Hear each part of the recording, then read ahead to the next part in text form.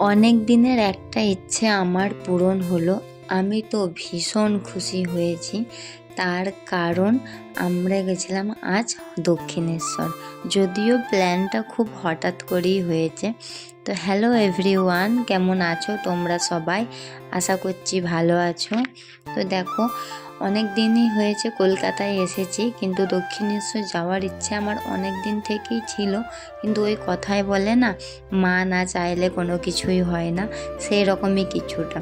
তো ফাইনালি আমি চলে গেছিলাম দক্ষিণেশ্বর। দক্ষিণেশ্বর ব্রিজের উপর দিক দিয়ে আসতে হয়। ব্রিজের উপর দিক দিয়ে আসার সময় দেখো অনেক রকমের ফুলের দোকান আছে, যে মানে যেরকম হয় দশকর্মার ভাণ্ডার, অনেক কিছুই রাখা আছে। তো সেখানে যাওয়ার সাথে সাথে মানুষ এত পরিমাণে বলছে যে দিদি মালা নাও, ফুলের ডালি নাও, এত দাম তত দাম। একজন তো পুরো মা মা করে ডেকে ডেকে বলছিল।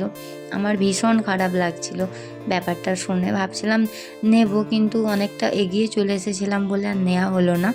ভেবেছি পরের বার যদি কখনো যাই তখন ওনার কাছ থেকেই আমি নেব। যেভাবে মা বলে ডাকছিল আমার ভীষণ খারাপ লাগছিল।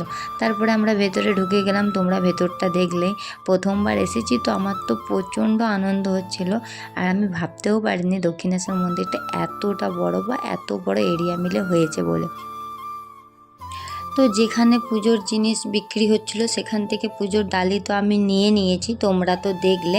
সেখান থেকে পুজোর ডালি নেওয়ার পর আমরা কাউন্টারে ব্যাগ, মোবাইল, জুতো সব জমা করে লাইনে দাঁড়িয়ে পুজোর জন্য চলে গেছিলাম। পুজো দিয়ে আসার পর দেখো বাইরেটা তোমরা তো দেখতে পাচ্ছ কী রকম জায়গা। আমরা ঘুরছিলাম, আর ওখানে গেলে মোবাইল, ব্যাগ, জুতো এসব নিয়ে ভেতরে ঢুকতে দেয় না, মানে মন্দির পর্যন্ত যেতে দেয় না।